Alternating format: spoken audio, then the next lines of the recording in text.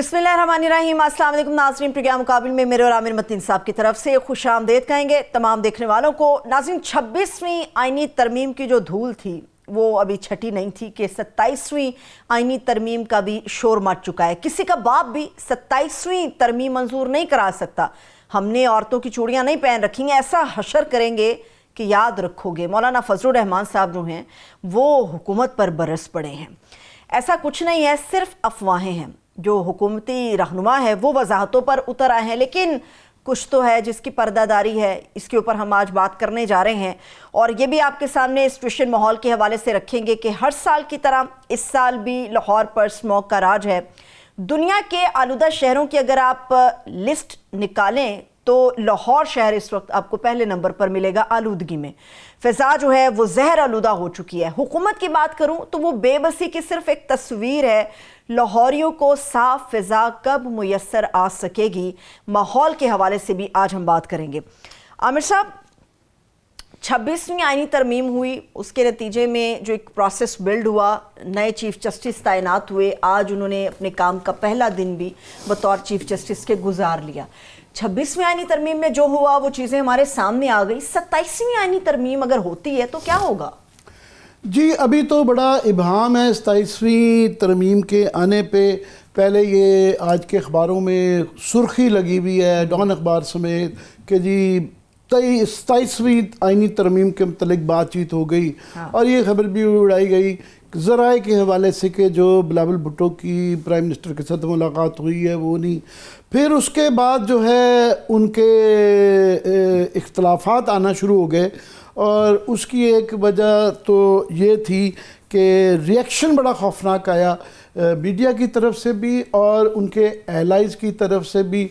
और पहले ये तासुर दिया गया था कि जनाब इसके अंदर जो सुकम रह गए हैं, जो टेक्निकल प्रोसीजरल नकाइस हैं, उसको दूर करने के लिए, जिसका हम भी कहते रहे कि जिसके अंदर इतने बड़े नकाइस हैं कि ये काबिल अमल तरमीम नहीं है अब, और उसके अंदर जब आ जाए तो फिर तब्दीली के लिए तरमीम ही करनी पड़ती है।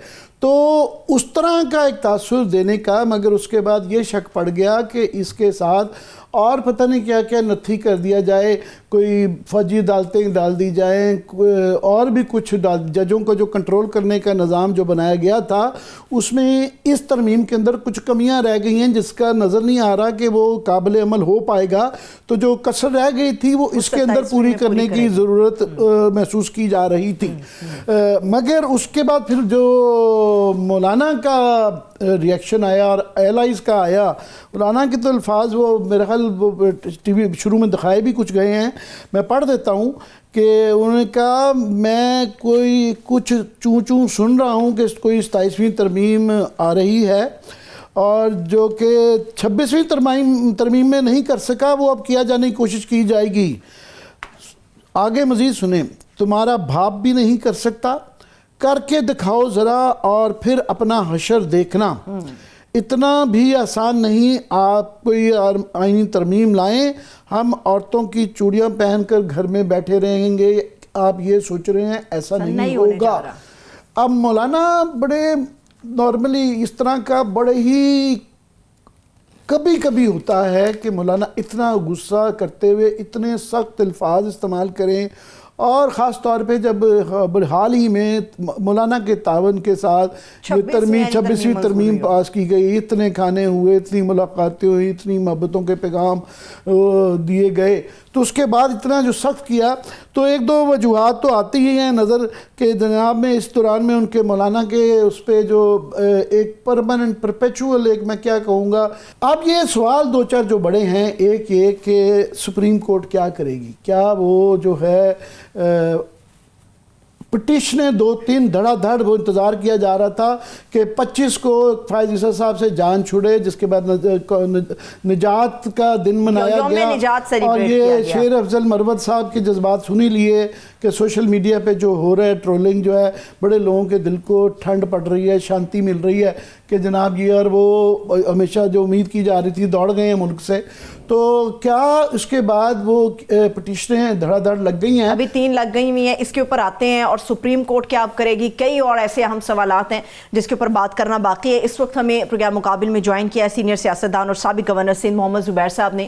سر بےحد شکریہ آپ کے قیمتی وقت کے لیے. جی عامر صاحب. جی زبیر، میں اگر آپ کی اجازت سے صرف 2 منٹ کے اندر یہ جو آرگومنٹ بلڈ کر رہا ہوں اس میں کر لوں کہ اب سوال یہ ہیں کہ کیا ٹائمنگ کی بات ہے کہ سپریم کورٹ اس پٹیشنز کو پہلے لگاتی ہے یا یہ 27ویں ترمیم کروا کے جو رہی صحیح کسر ان کے پاس رہ گئی ہے وہ بھی اختیار چلا جائے جو کمی سکم رہ گئے تھے، کیونکہ وہاں سے دھمکیاں 27ویں ترمیم کے علاوہ اور بھی بیان آ رہے ہیں.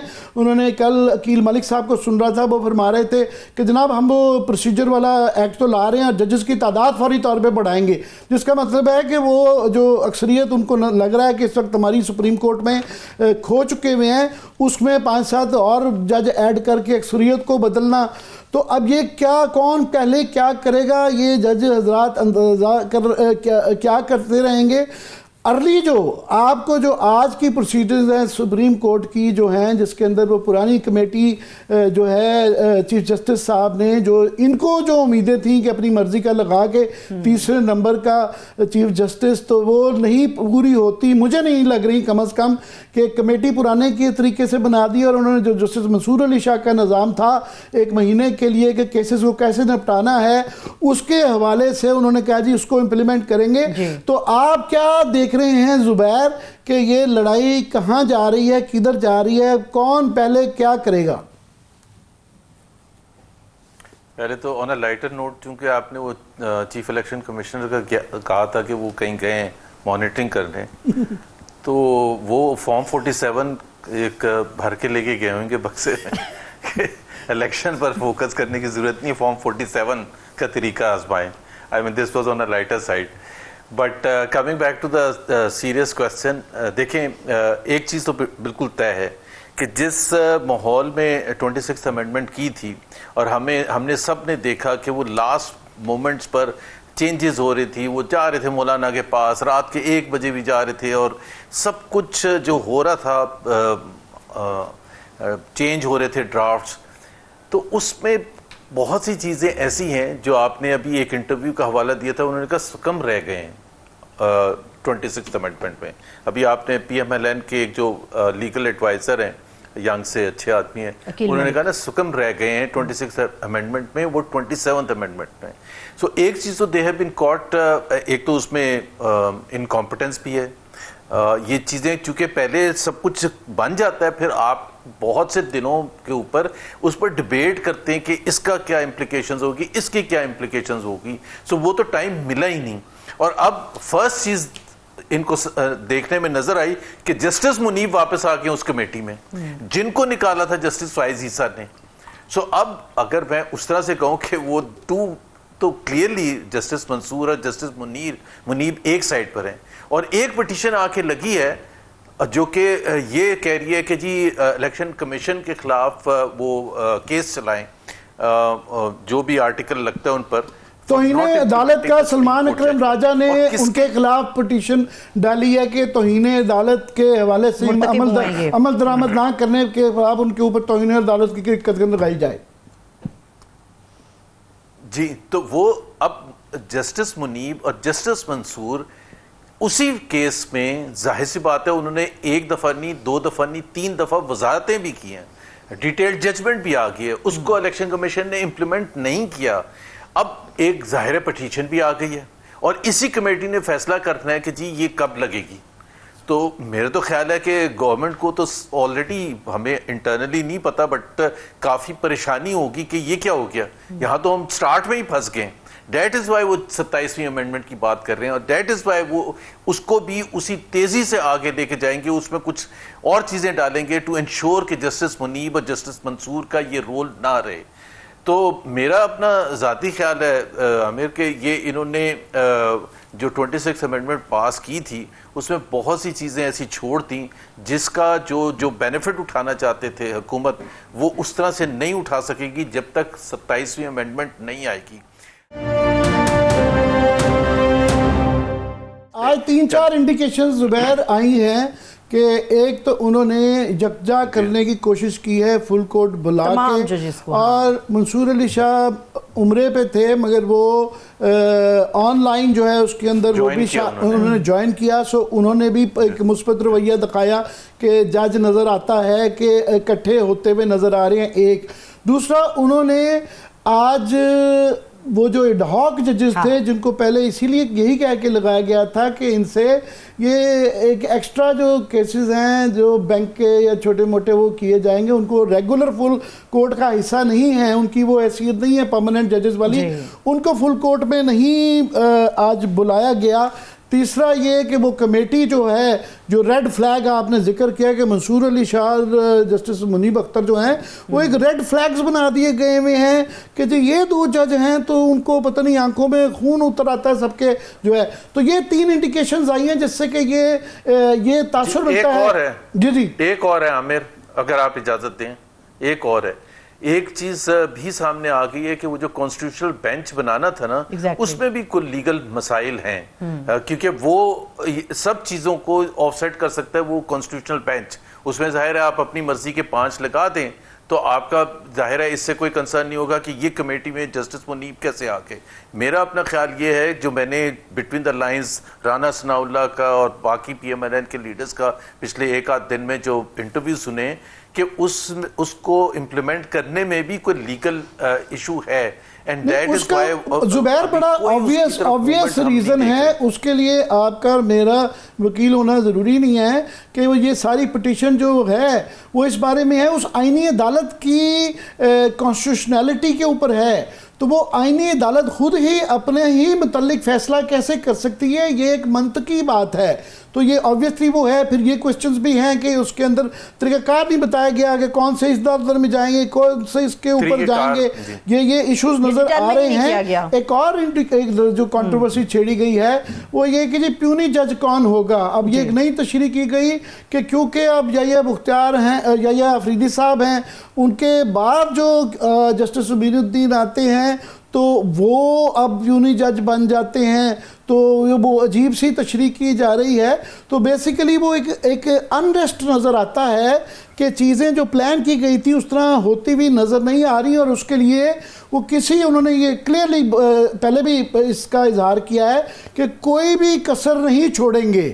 تو اب یہ دیکھنا ہے کہ آپشنز ان کے پاس کیا ہیں، جو سب سے میں لاسٹ اس میں، لیکن باٹم لائن یہ ہے جی عامر، باٹم لائن یہ ہے کہ سپتمبر کی 15 کو پہلے وہ جو رات کو لے کے آ رہے تھے، صبح کو 11 بجے اسمبلی بلائی تھی تو بیک فائر ہو گئی، مولانا صاحب نے سپورٹ کیا، پھر اس کے بعد 1 مہینہ مل گیا آفٹر آل ایفرٹس، اور جس میں لیگل انلیگل کانسٹیٹیوشنل ان کانسٹیٹیوشنل ہر حرکت اٹھانا، لوگوں کو ڈرانا دھمکانا سب شامل تھا۔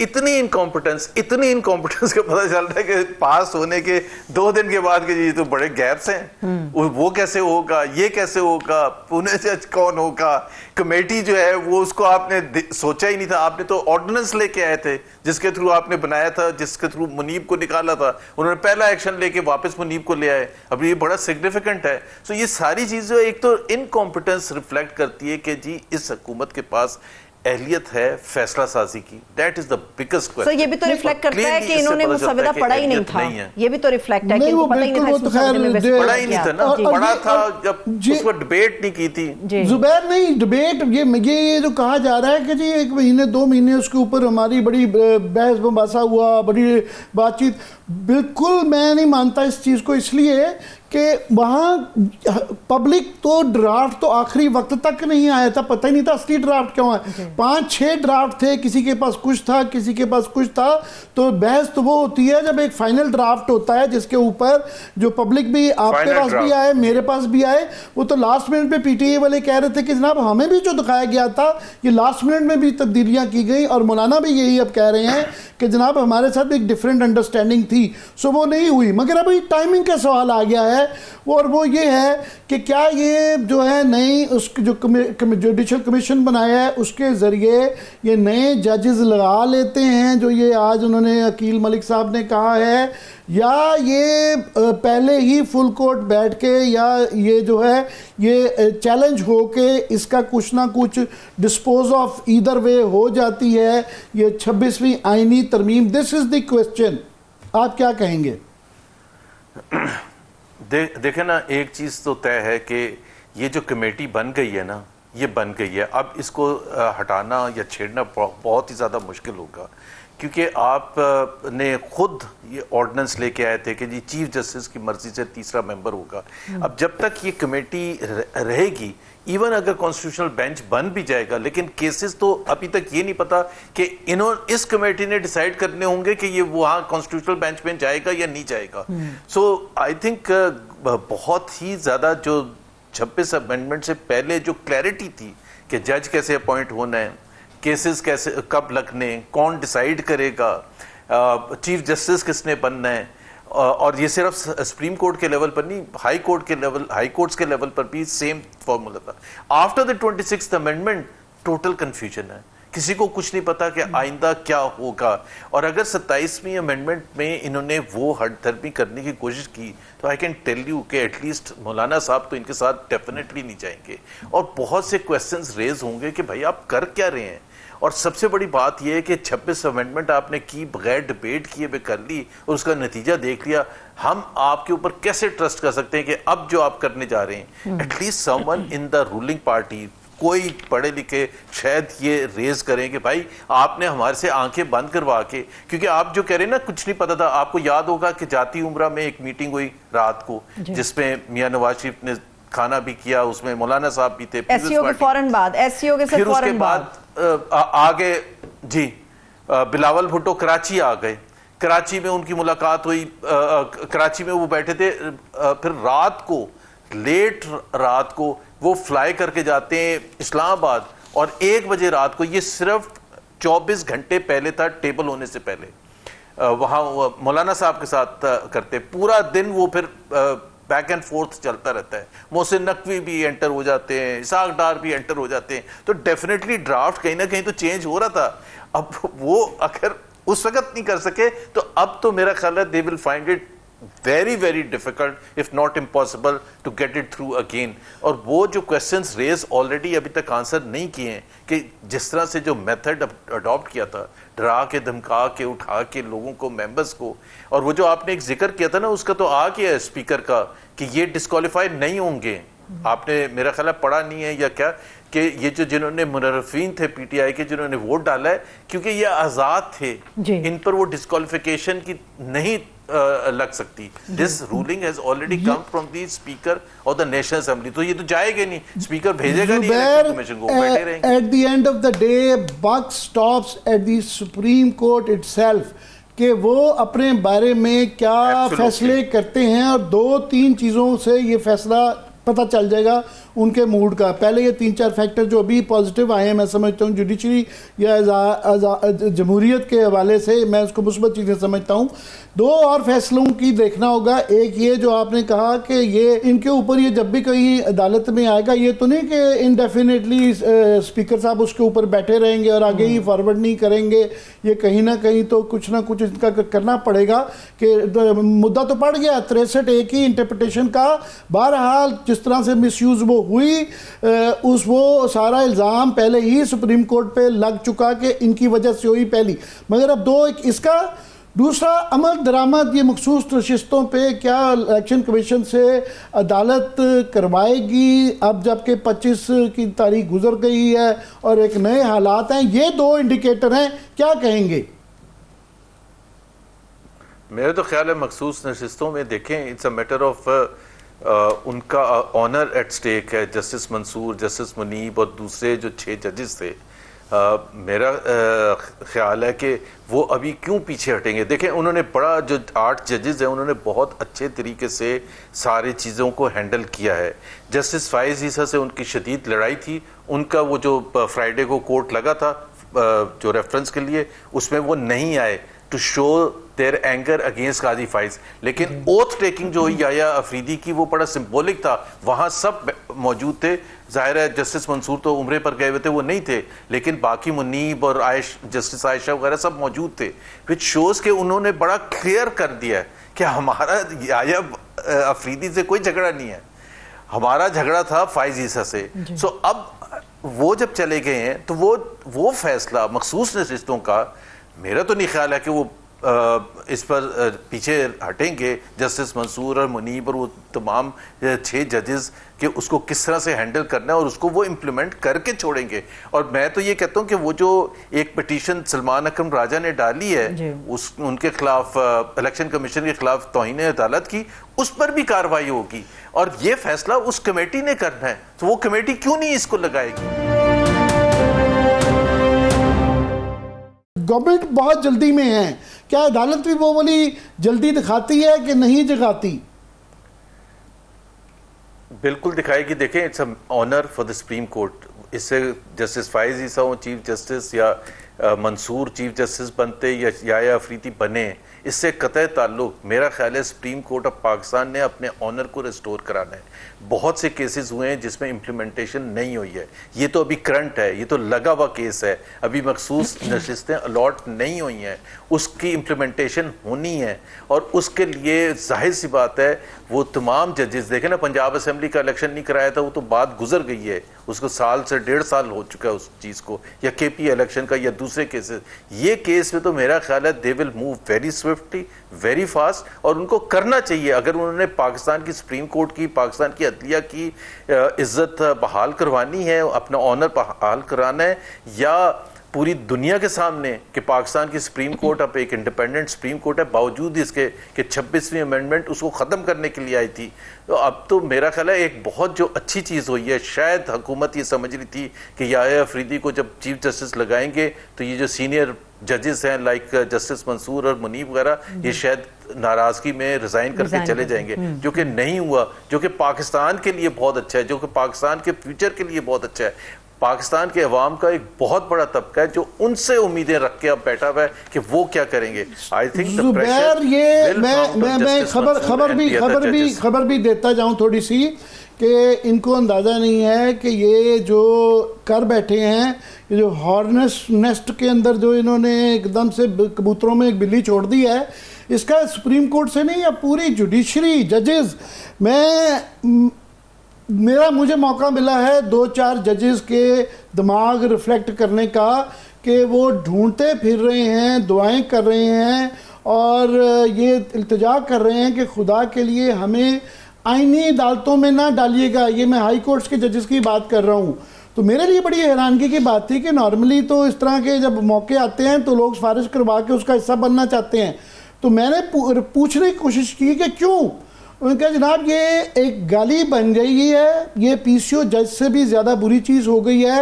لوگ ہمیں سمجھیں گے کہ ہم جج نہیں ہیں, ایجنٹ ہیں, اور اس کا پتہ نہیں ہے. یہ 6 مہینے رہتی ہے, سال رہتا ہے, یہ نظام ہمارا 10 سے 15 سال کے کریئر ہے, اور ایک خاندان کے لیے اور عدلیہ کمیونٹی کے اندر یہ ہمارے لیے گالی بن جاتی ہے کہ ہمارے پہ شک کیا جائے کہ جناب اب ہمیں مخصوص نیت کے یا مخصوص ایجنڈے کے حامی ہیں. سو یہ اینگل میں نے غور نہیں کیا تھا, مگر یہ میں بالکل آپ کو بتا رہا ہوں کہ ججز نہیں بننا چاہتے ہیں, ان کو ملیں گے نہیں لوگ. کیا کہیں گے؟ جی بالکل, دیکھیں نا, یہ پاکستان از ناٹ ایجپٹ. عامر, میرا خیال ہے یہ ہمارے ہاں سب کو سمجھنا چاہیے کہ جہاں اتنی من مانی کر کے آپ decade after decade after decade ایسا نظام امپلیمنٹ کریں کہ کوئی آگے سے اٹھے نہ اور کوئی بولے نہ. ایک بیچ میں بلپ آیا تھا 2 سال کے لیے, 1.5 سال کے لیے ایجپٹ میں, بٹ پاکستان میں ہم نے کنسسٹنٹلی دیکھا ہے کہ ہر جو بھی حکمران آیا اس نے یہ سمجھا, جس میں ملٹری حکمران بھی تھے, سویلین حکمران بھی تھے, کہ ہم نے ہر فرنٹ کو کور کر لیا ہے, اب ہمیں کوئی خطرہ نہیں ہے. اور پھر پتہ چلتا ہے کہ نہیں, ایسا نہیں ہے, کیونکہ پاکستان کے نیچے سے پریشر, جو پاکستان کے عوام کا پریشر آتا ہے وہ وکلا بھی ریفلیکٹ کرتے ہیں, وہ ججز میں بھی جا کے ان کے اوپر پریشر آتا ہے, وہ بیوروکریسی پر بھی آتا ہے, اور وہ حکومتی جو اس وقت رولنگ پارٹی کے بہت بہت سے MNA سینیٹرز وغیرہ ان پر بھی پریشر آئے گا کہ جی یہ کس طرح سے, کیونکہ وہ اپنے حلقوں میں بھی جاتے ہیں, ان کو بھی پتہ محسوس ہوتا ہے. سو آئی ڈونٹ سی کہ it is going to be easy going, جو حکومت سمجھ رہی تھی 26ویں امینڈمنٹ کرنے کے بعد. اب کلیئر ہے, جس طرح آپ نے ذکر کیا رولنگ پارٹی کے MNA کا, جنہوں نے کہا کہ جی سکم رہ گئے ہیں 26ویں آئینی ترمیم میں, تو کویسچن اس کیوں ہیں, اور پھر 27ویں کے لیے آپ کو دوبارہ ایک کنسنسس بلٹ اپ کرنا وہ کتنا زیادہ مشکل ہوگا. سو آئی تھنک کہ پاکستان کے عوام کافی مایوس ہو گئے تھے. یہ آئندہ آنے والے دنوں میں 2-3 چیزیں اور بھی جو جس پہ لوگوں کی نظریں ہیں, آپ کی ہماری بھی ہیں, وہ آف کورس وہ تو ہے ہی کہ جو رانا ثناء اللہ صاحب کے خدشات یا خواجہ آصف کے خدشات تھے کہ 8 فروری کا آڈٹ نہ کھل جائے, وہ ٹرائیبیونلز کا کیا بنے گا. دوسرا ایک اور معاملہ بھی تھا کہ یہ جو سارا معاملہ شروع ہوا وہ اسلام آباد کے 6 ججز کے اس خط سے شروع ہوا تھا, جس پہ انہوں نے شکایت کی تھی کہ ہمارے ساتھ کیا سلوک ہو رہا ہے. تو وہ فائز عزت صاحب نے تو الٹا ان کو ڈانٹ دیا تھا. تو ان کی بھی یہ بھی امید کی جاتی ہے کہ موجودہ حالات کے اندر سپریم کورٹ اپنی فریٹرنٹی کی, ہائی کورٹ کے ججوں کی بھی حفاظت کی جائے گی, ان کو بھی کچھ تسلی تشفی اور انصاف ملے گا, سیکورٹی ملے گی.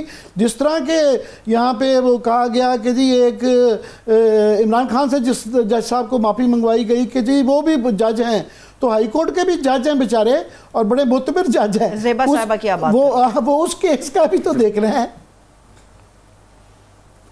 جی اس کا دیکھنا ہے. اور دیکھیں نا, اس پہ ایک جو بہت امپورٹنٹ ہے, سب کو اپنا اپنا افیکٹو رول پلے کرنا پڑے گا. جیسے میڈیا ہے, آزاد میڈیا آواز ریز کرے گا جیسے آپ کر رہے ہیں, لیکن سب سے زیادہ ذمہ داری جو ہے اس پر ڈپینڈ کرتی ہے PTI پر, بیکاز وہ اپوزیشن میں ہیں اور ان کے پاس اچھی لیگل ٹیم بھی ہے, اور ان کو یہ 6 ججز کا کیس ہو, اب ان کو وہ چیز کرنی چاہیے جو پریشر بلٹ اپ کرے سپریم کورٹ کے ججز پر کہ جی یہ تمام چیزیں جو ہیں یہ پیچھے رہ گئی تھیں, اور اس کی وجہ سے اگر ان 6 ججز کو انصاف نہیں ملا تو پاکستان کے عوام کیسے ایکسپیکٹ کر سکتے ہیں انصاف. 6 ججز نے اتنا اوپنلی کبھی پاکستان کی تاریخ میں نہیں ہوا تھا, اور انہوں نے کیا الزامات لگائے تھے, بہت ہی سیریس الزامات لگائے تھے, تھریٹس ملنے کے لیے, ان کے گھروں میں وہ کیمراز نصب کرنے کے حوالے سے, ان کو چیز کرنے کے حوالے سے, انٹیمیڈیٹ کرنے کے حوالے سے, ڈرانے دھمکانے کے حوالے سے. اینڈ اس کے بعد پرائم منسٹر, آپ کو یاد ہے ویری نیکسٹ ڈے اور سم تھنگ, وہ پہنچ کے وہاں چیف جسٹس کے پاس, اور دونوں نے اس کو کہیں لاک میں بند کر دیا, اور اس کے بعد ہم نے نہیں سنا کہ اس کے بعد کیا ہوا, کوئی قدم بڑھا یا نہیں بڑھا. اب اسی دوران پچھلے 8 مہینے میں انہی 6 ججز کو کتنے تھریٹس اور ملے ہوں گے, بیکاز ظاہر سی بات ہے جب جو تھریٹ دینے والے ان کو بھی پتہ چل گیا کہ ان کی جب سنوائی پہلے پر نہیں ہوئی ہے تو دوسرے پر کیسے ہوگی, اور اتنی مشکل سے ہمت کر کے وہ 6 ججز ساتھ ملے ہوں گے. اس میں سے ظاہر ہے کچھ کا تو ہمت بھی ہار چکے ہوں گے نا, 3 نے کہا ہوگا بھائی میں نہیں اب جا رہا, پہلے ہی میں نے اپنے آپ کو ایکسپوز کر دیا تھا.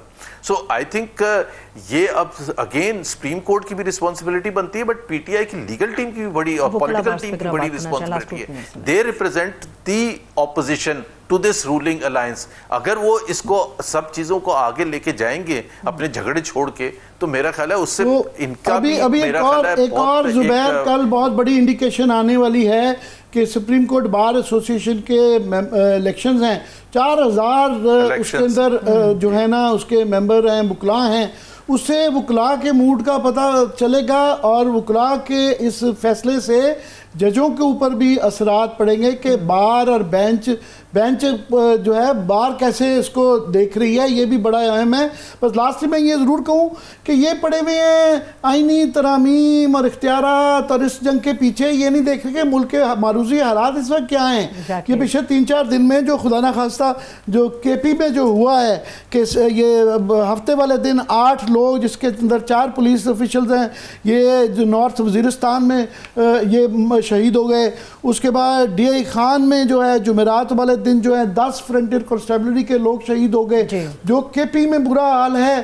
بلوچستان میں ابھی جو محمود خان اچکزئی صاحب نے جرگوں کا اعلان کر دیا گیا ہے, تو اگر ایسے KP میں جرگے والے حالات ہوئے, اگر بلوچستان بھی بہت حساس صوبہ ہے, تو ان کو باقی معروضی حالات کے اندر یہ بجائے اس کے کہ ان زخموں پہ مرہم رکھیں، یہ نئے زخم کھولنے کے لیے تیاری کر رہے ہیں. Last 1 minute. جی عامر، اس میں ایک پوائنٹ میں کہہ دوں، وہ جو ورلڈ جسٹس رپورٹ آئی ہے آج ڈان میں ایڈیٹوریل بھی اس پر آیا ہے، جو لا اینڈ آرڈر کے حوالے سے پاکستان از 3rd worst. 2 کنٹریز مالی اور نائجیریا ہمارے سے نیچے ہیں، اور وہ اس میں سیورل فیکٹرز ہوتے ہیں. لا اینڈ آرڈر، یہ جو آپ نے دہشت گردی کی بات کی جو کے پی میں اور بلوچستان میں ہو رہی ہے، کرپشن کے حوالے سے، گورننس کے حوالے سے، وہ تمام انڈیکیٹرز کے حوالے سے جو ہے وہ کمبائن ہو کے اب 140th رینک پاکستان کا ہے 142nd میں. آفٹر آل دی ایفرٹس، آپ خود، میں اور آپ دیکھتے ہیں کہ کتنی ایفرٹ ہو رہی ہے سیکورٹی کے حوالے سے، ہر چیز کے حوالے سے، لیکن اس میں گن پوائنٹ پر ٹیلی فون چھیننے سے لے کے لوگوں کی جو انسیکیورٹی ہے ٹو گیٹ ریڈ آف جو بھی ڈیکوائٹس ہیں، یہ اس سے لے کے یہ جو لا اینڈ آرڈر پر، کرپشن پر، اور کرپشن میں بھی وہ اداروں کے بھی نام شکریہ زبیر. آپ کو بس میں صرف ایڈ کر دوں، جو اگلے سیگمنٹ میں بات کریں گے اس میں ایڈ کر لیں کہ پنجاب جو کہ 56% آبادی ہے، آدھے سے زیادہ لوگ سانس کے بغیر مر رہے ہیں، بچوں کی اس بری حالت ہے. اگلے سیگمنٹ میں اس سے بات کریں گے. بہت بہت شکریہ آپ کے وقت دینے کا. تھینک یو سو مچ محمد زبیر صاحب ہمارے ساتھ موجود ہے. ابھی ایک بریک کی طرف بڑھتے ہیں. جب بریک سے واپس آئیں گے، سیاست کی دھول تو چھٹنے کا نام نہیں لے رہی، مگر لاہور کی جو سموگ ہے وہ بھی چھٹنے کا نام نہیں لے رہی. اس کے اوپر ہم بات کرنے جا رہے ہیں. بریک کے بعد اسٹے ود اس. بریک کے بعد ایک مرتبہ پھر سے خوش آمدید کہیں گے تمام دیکھنے والوں کو. عامر صاحب، آپ ذرا ماحولیاتی آلودگی کے اوپر بات کرنے جا رہے ہیں. مجھے سمجھ نہیں آتی، ہر سال آپ اور میں بیٹھ کے بات کرتے ہیں، ہر سال یہ خبر بنتی ہے اور ہر سال ہی ہم کہتے ہیں کہ اسموگ کا کیا علاج ہے. یہ ہمارا سالانہ ریچول ہے کہ یہ کئی سالوں سے، اب تو 10-12 سال ہو گئے ہیں کہ یہ ہر سال اس موسم میں ایگزیکٹلی یہی کچھ ہو رہا ہوتا ہے، اور حکومتیں اس طرح کے ہی دعوے کرتے ہیں اور وہ بڑا ایک پروپیگیشن کی جاتی ہے، مگر حالات مزید خراب ہوتے جا رہے ہیں. اس وقت پہلے بھی یہ کوئی نئی بات نہیں، لاہور کئی دفعہ نمبر 1 میں دنیا کا آلودہ ترین شہر ہوتا رہا، مگر اب جو پرانے تمام ریکارڈ ٹوٹ گئے ہیں کہ ایئر کوالٹی انڈیکس جو ہے وہ 707 کی خطرناک حد تک پہنچ گئی ہے، اور 300 سے اوپر جب جاتی ہے تو دنیا بھر میں وہ انتہائی مضر صحت ڈینجرس ہو جاتا ہے، ایمرجنسی ڈکلیئر ہوتی ہے، دفتر بند ہو جاتے ہیں، گھروں سے نکلنا بند ہو جاتا ہے. اچھے ممالک میں یہی کیا جاتا ہے. اور جو اس کا بتایا جا رہا ہے کہ لاہور میں 2.5 PM زراعت کی مقدار 249 مائکروفون گرام فی کیوبک میٹر ہے، جو کہ عالمی ریکارڈ سے 39 تقریباً 50 گنا زیادہ ہے.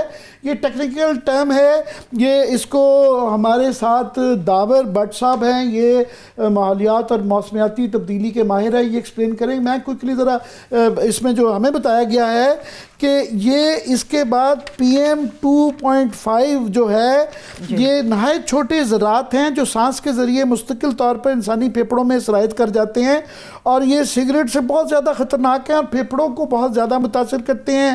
پھر یہ بچوں، بزرگوں، حاملہ خواتین اور الرجی اور دل اور پھیپھڑوں کے مریضوں کے لیے مزید خطرناک ہے. بچوں کی عمر کم، بڑوں کو اور بوڑھوں کو تو چھوڑیں، بچوں کے ساتھ کتنی زیادہ ہے کہ معصوم بچوں کی یہ خطرناک قسم کی جان لیوا علامات کے اندر دشواری سانس میں ہوتی ہے، کھانسی آتی ہے، سینے میں تنگی ہوتی ہے، سانس کی نالی میں ریشہ اور دمہ ہوتا ہے، اور کئی دفعہ بعد میں اس کے پرپیچول وہ رہنے سے کینسر کے خطرات بھی ہوتے ہیں. داور بٹ صاحب پلیز ذرا اس کو ایکسپلین کیجیے گا، یہ کیا فنومنن ہے؟ اور حکومت نے بڑی اعلانات کافی کیے ہوئے ہیں، ہر سال کیے جاتے ہیں، کیا ہے صورتحال ہے، کیا کیا جا رہا ہے اور کیا کرنا چاہیے؟ عامر صاحب بہت بہت شکریہ، آپ نے ایک تو دعوت دی، اور ایک تو آپ نے یہ بھی اچھا کیا کہ آپ نے اس موضوع کا شروعاتی صحت کے جو نقصانات ہیں ان سے کیا ہے، خاص طور پر بچوں کی صحت کا، کیونکہ یہ جب WHO ایئر کوالٹی پہ پالیسی بناتا ہے وہ صحت کو سب سے آگے رکھ کے بناتا ہے، اور وہ یہ بتاتا ہے کہ PM 2.5 کا یہ لیول ہوگا.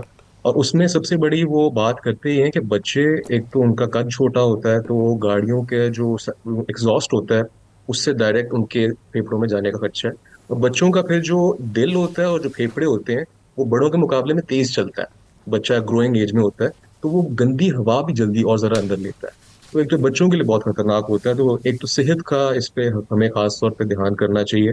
اور گورنمنٹ پالیسی جو ہے، جو آپ نے شاید دیکھی بھی ہو، پنجاب کلین ایئر پلان اور smog mitigation plan for Punjab, اس میں ہیلتھ سیکٹر کا کوئی خاصا ذکر بالکل نہیں. وہ شروع ہوتا ہے، وہ ذکر کرتا ہے agriculture sector, transport sector, industry sector, کہ یہ والے سیکٹرز اور ڈپارٹمنٹس کیا کیا کام کریں گے. اس میں پبلک ہیلتھ ایکسپرٹس کا اوپینین بہت کم ہے، کہیں پہ آپ کو شروع میں نظر ہی نہیں آتا.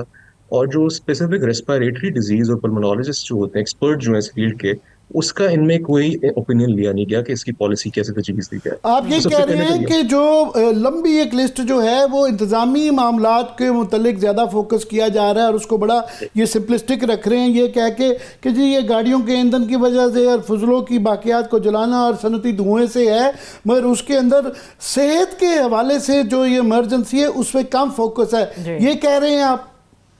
جی بالکل، کیونکہ آپ کو یاد ہوگا کہ پچھلے سال نمونیا کے کیسز ایک دم لاہور میں آ گئے تھے، اور تقریباً 400-500 بچے، چھوٹے بچوں کی اموات ہوئی تھی.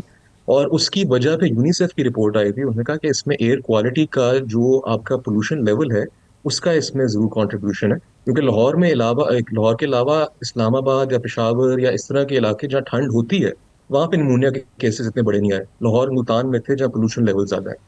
سو اس میں باقاعدہ اموات ہو چکی ہیں بیکاز آف ایئر پولوشن، اور ہمیں اس پہ فوکس کرنا پڑے گا کہ یہ ہیلتھ کرائسس ہے. اور اس کی بیسس پہ اسکولوں کے بچوں اور جو آپ کے خاص طور پہ جو گروئنگ بچے ہیں، ان کی کیئر کی بہت ضرورت ہے. جی، تکلیف دہ بات ہمارے لیے یہ ہے کہ یہ ہم بات کر رہے ہیں کہ آلریڈی یہ پنجاب کی جو 11-12 کروڑ آبادی ہے، اس کے اندر ہم کروڑوں 6-7 کروڑ کی بڑی منیمم کہہ رہے ہیں جو اس سے متاثر ہو رہے ہیں. یہ تھوڑے لوگ نہیں، اور ہماری بھی بدقسمتی کہہ لیں یا نااہلی کہہ لیں کہ ہم بھی یہ سیاسی حالات اور عدالتی جو کرائسس بنائے ہوئے ہیں سو کالڈ، اس سے شروع کر رہے ہیں اور اس سے نہیں کر رہے ہیں. کسی ملک میں بھی، دنیا کے مہذب ملک کے اندر 6-7 کروڑ عوام اور افیکٹ ہو رہی ہو تو سب کچھ رک کے صرف اس پہ بات کرنی چاہیے. اور یہ ہم نے دیکھا یہ ہے کہ ہر سال جو ہوتا ہے گورنمنٹیں یہی چیزیں کرتی ہیں، جو ایک اچھی بات ہے. یہ اسکول بند کر دیے، جو فصلیں جلانے کر دیا، ٹائمنگ چینج کر دیا، ٹریفک کے معاملات، صنعتی یونٹ، یہ بلا بلا بلا، کافی لمبی لسٹ ہے اور اس کی کافی زیادہ اشتہار بھی چل رہے ہیں. بڑی اچھی بات ہے، مگر ہم نے دیکھا ہے کہ اس کو بڑا سمپلسٹک کرتے ہیں کہ یہ اس کا short term, mid term, long term. جس طرح میں چین کا بھی یہ میرے سامنے پڑا ہوا ہے کہ انہوں نے جس طرح کیا تو انہوں نے 10 سال لگا دیے، اور انہوں نے جو 2013 میں شروع کیا، جس کے اثرات جو ہیں 5-6 سال بعد آنے کے بعد اب جا کے ان کے ہاں ایک آئیڈیل قسم کا سچویشن وہاں پہ آئی ہے. یہ انتظامی معاملات کر کے یہ کہتے ہیں کہ ہم ان کے شکر گزار بھی ہوں کہ جی آپ نے واہ واہ کہاں کر دیا، جی کلیپنگ بھی چاہتے ہیں. تو کیا کیا جائے، ہولسٹک ماڈل کیسے بنے گا؟ دیکھیں، آپ نے بڑا اچھا کیا چائنا کی اگزامپل لی. یہ ماڈرن ورلڈ کا واحد ملک ہے جس نے with in a period of 8 سے 10 سال اپنا پولوشن کرائسس، اس سے پہلے کہیں ایگزامپل نہیں ہے. یو ایس نہیں ایسے کر سکا، یو کے ایسے نہیں کر سکا. تو ہم ایز اے ڈیولپنگ کنٹری، اور تھوڑا سا ہمارا ملک قریب ہی ہے، میں کہوں کہ ہم اس طرح کی ایگزامپلز لے کے اس کو اپنے کانٹیکس کے لیے اڈاپٹ کر لیں. جس طرح آپ نے انڈسٹری کا ذکر کیا ہے، انڈسٹریل اسٹیٹس جو لاہور کی ہیں، جو ساؤتھ میں رائیونڈ کا ایریا ہے، یا آپ کا جو اوپر آپ کا بابو صاحب گجومتے کا جو ایریا، سوری، اس کے پاس جو انڈسٹریز ہیں، آپ کو شہر سے کالا دور شاہ، کرنا پڑے کاکو، گا. شیخو پورا. ہاں، اور ہوا یہ ہے کہ ریزیڈینشیل ایریا وہاں ایکسپینڈ کر گیا، اسکول وہاں بن گئے، ہسپتال وہاں بن گئے، دفتر بن گئے ہیں. تو وہ اب وہاں پہ رہن سہن کا نظام ہے، وہاں پہ آپ انڈسٹریز نہیں لگا سکتے. وہ انڈسٹری کا دھواں شہر کے اندر آتا ہے. اسی طرح گاڑیوں کی جتنا آپ سوچیں کہ گاڑی ایک پاکستان میں ایک بہت مہنگی چیز ہے، لیکن لاہور میں گاڑیوں کی جتنی تعداد ہے، وہ بندہ کہتا ہے کہ بہت امیر ملک ہوگا. تو ہمیں یہ دیکھنے کی ضرورت ہے کہ ہمیں پبلک ٹرانزٹ اور بسز کرنے کی ضرورت ہے. جو گاڑیاں چل رہی ہیں اس میں جو پرانی گاڑیاں، خاص طور پہ 10 سال سے پرانی گاڑیاں، ان کو انسینٹیو دے کے ریٹائر کرنے کی اسکیم لانی چاہیے. کیونکہ وہ ان کا انجن جو ہوتا ہے وہ آپ صاف رہ نہیں سکتے. انڈیا میں 10 سال کے بعد جو ہے گاڑی دلی کے اندر کم از کم داخل نہیں ہو سکتی. نہیں ہو سکتی. ایسے ہی ہے، چائنا میں یہ ہوا ہے. چائنا میں آپ کا 5 سے 10 سال بعد گاڑی ختم ہو جاتی. اب تو خیر وہاں الیکٹرک وہیکل آ گئی ہیں، لیکن چائنا ایک اور اسکیم لے کر آیا تھا جب انہوں نے پابندی لگا دی تھی کہ نئے لائسنس نہیں ایشو ہو سکیں گے ادر دین جو بہت ہائی اسٹینڈرڈ یورو 6 کی انجن والی گاڑی ہوگی. تو ایک تو وہ کرنے کی ضرورت ہے. اور آخری میں اس پہ یہ کہتا چلوں کہ ہمارا ایک مسئلہ جو ہمارے ہمسائے ملک کے ساتھ بھی ہے کہ ایگریکلچر بننے کا. اب اس پہ ایک ایسٹیمیٹ آیا ہے گورنمنٹ کا کہ 30%. اب 30% جو آتا ہے وہ پرالی جلنے کا اکتوبر نومبر میں تقریباً آتا ہے، لیکن 70% अगेन हमारी अपनी सोर्सेज से है, तो अगर 100 माइक्रोग्राम हो और उसमें से 70% आप कंट्रोल कर लो तो वो ऑटोमेटिकली हेल्दी लेवल पे आ जाता है। और जो बाकी बकाया रह जाता है कि नवंबर के बाद तो बाकियात नहीं चलती, दिसंबर, जनवरी, फरवरी में भी पोल्यूशन ज्यादा रहेगी, वो सारा का सारा जो पोल्यूशन का बर्डन है वो अपने शहरों से आ रहा है। सो हमें ये कंट्रोल करने की जरूरत है। अब गवर्नमेंट के पास स्टेट के सारे जो ऑर्गन्स होते हैं उनके चलाने का एक किस्म की गाड़ी है गवर्नमेंट जो चलाती है स्टेट के ऑर्गन्स। गवर्नमेंट को एक मैप चाहिए, पॉलिसी चाहिए जो कोहेसिव हो और कॉम्प्रिहेंसिव। एग्जैक्टली एक रोड मैप गवर्नमेंट पॉलिसी को होनी चाहिए कि कैबिनेट ये नहीं कि चंद लोग बैठ के फैसला कर लें और वो एक मिनिस्ट्री पे डाल दिया जाए।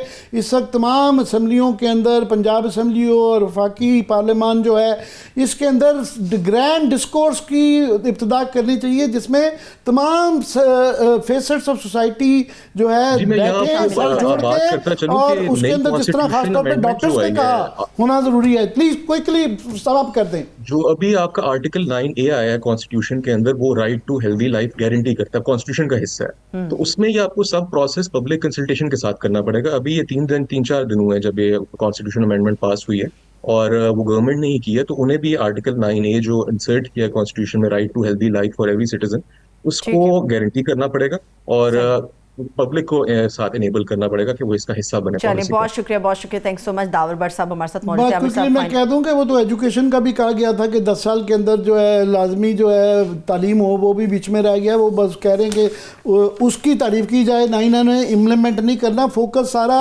26वीं तरमीम के बाकी हिस्सों पे और 27वीं तरमीम के आने के ऊपर है। बहुत अल्हम्दुलिल्लाह। शुक्रिया, थैंक्स सो मच। देखने वालों का शुक्रिया, अपना ख्याल रखिए, इजाज़त दीजिए, खुदा हाफ़िज़।